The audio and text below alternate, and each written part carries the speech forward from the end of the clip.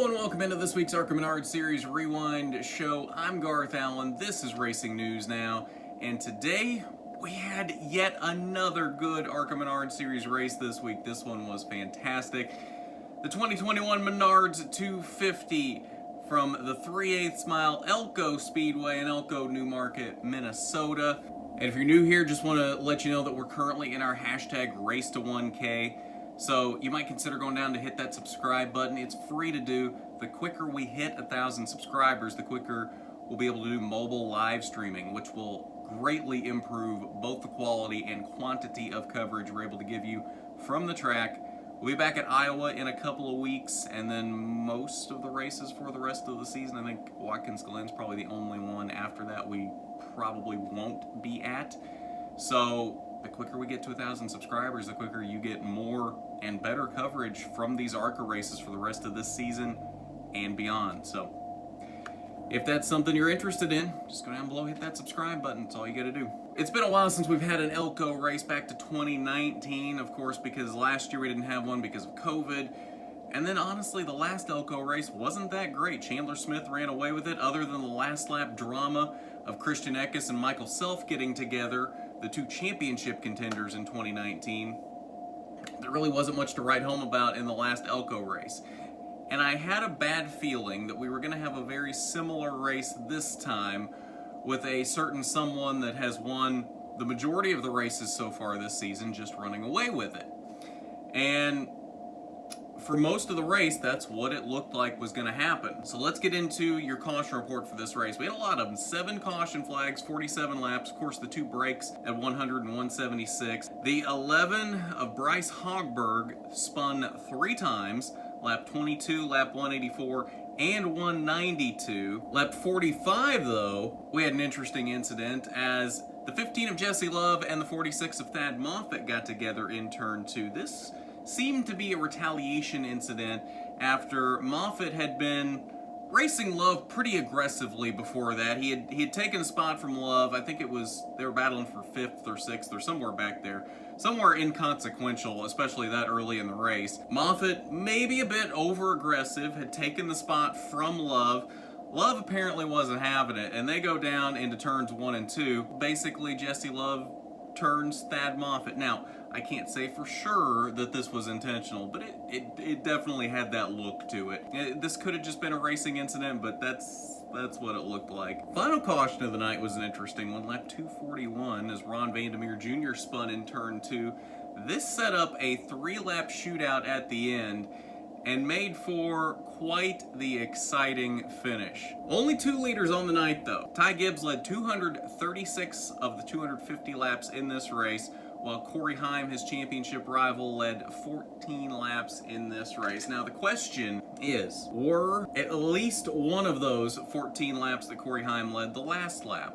Or did Ty Gibbs retake the lead by the end of the race and cap off what is quite clearly a very dominating performance, leading all but 14 laps in this race? And yes, Ty Gibbs did run away with the vast majority of this race. I think it was very clear all night Ty Gibbs was the fastest car on the track, but especially on restarts, it took him a little bit. It seemed like the short run speed was not quite there for Ty, but once he could get single filed out in front of everybody and he could get into a rhythm, he was pretty much gone on every run. Well, he didn't have the opportunity to do that with 3 laps to go after the Ron Vandermeer spin. He restarted in the lead on the inside with Jesse Love to his outside. Corey Heim restarted in 3rd.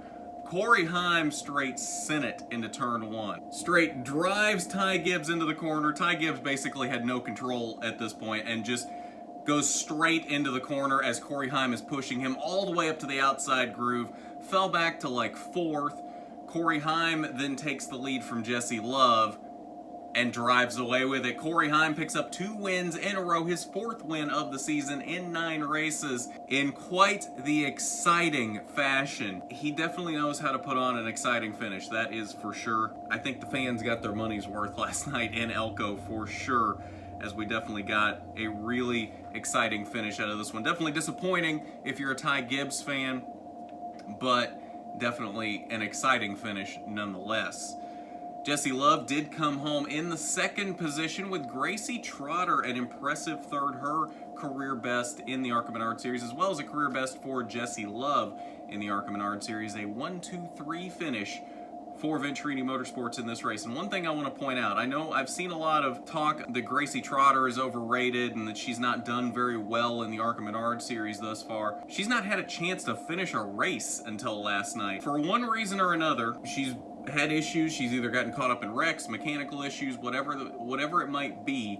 She hasn't been able to finish a race until now. And the fact that she can finally finish a race now and come home in third should speak volumes that, no, I don't think she's quite overrated. She definitely has the talent. I think we're going to continue seeing good races out of her in that 25 car for the rest of the season. Will we see a win out of her by the end of the season? I'm not sure. Of course, you've got Ty Gibbs, Corey Heim out there on the track. You're going to have Jessie Love in a lot of races. I think Jessie Love is going to be a strong contender for race wins, but she's definitely, at the very least, a top 5 car when she's able to get to the end of the race, and I think she's going to continue improving, and she might surprise us by the end of the season. She might pick up a win by the end of the season.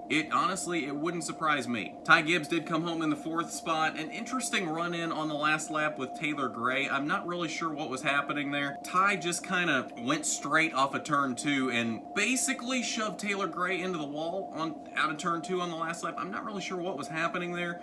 There was 2 or 3 times there he really put the bumper to Taylor Gray in the last couple laps trying to get back around him. I'm assuming it was just frustration and Taylor just happened to be the car there to take it out on. I don't know. It seemed a little strange. Ty does come home in the 4th spot, though, with Taylor Gray in 5th. Rest of your top 10, Nick Sanchez, off day all day, qualified in 10th.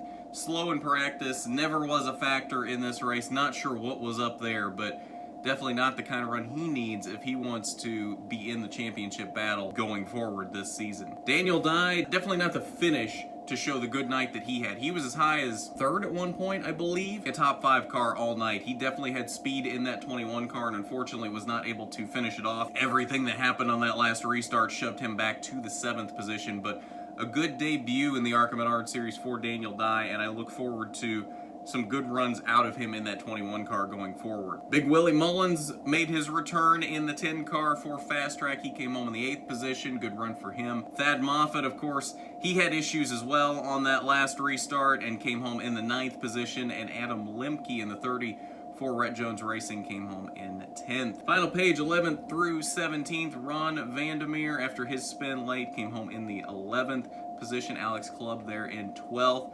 Brad Smith, 14th, and the rest of the field that were out at very early in the race with different issues. So that's your results from the Menards 250. Quite the exciting last couple laps we had there from Elko. We are going to get Corey Heim on this week to talk about that win. He's got a busy week with his super late model schedule this week, so it doesn't look like it's going to happen until probably Thursday, I don't think, but we should have him on later in the week, Thursday, Friday, somewhere in there, somewhere before Berlin happens. So keep an eye out for that. If you're not subscribed already, definitely make sure you are and you have the notifications turned on so you know exactly when that chat with Corey comes out. I think that should definitely be a fun one, talking about those last couple laps. All right, so let's talk about the point standings following this race. Corey Heim came into this race with a 3-point lead over Ty Gibbs, and that lead has now extended, not by much, but it has extended to 7 points.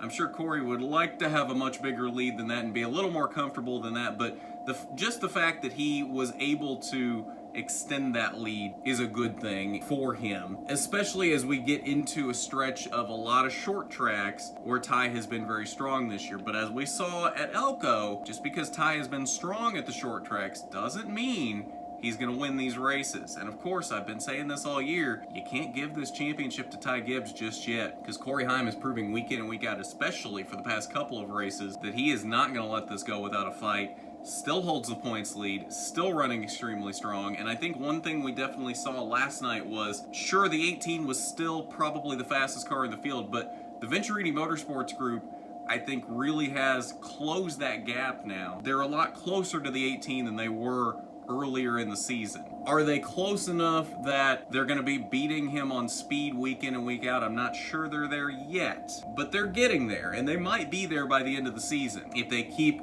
moving on the trajectory that they're on right now, they could be there by the end of the season. Ty Gibbs and that 18 team needs to watch out because that Venturini Motorsports group is coming. We're definitely going to have a title fight on our hands. This is definitely going to be a fun one to watch. Thad Moffitt still third in points, 65 points back. Nick Sanchez in fourth, 88 points back.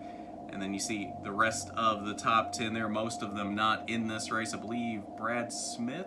Yes, Brad Smith is the only one of those that was actually in this race. So that's your points following the Menards 250, and I believe that'll do it for us on this ARCA Rewind show.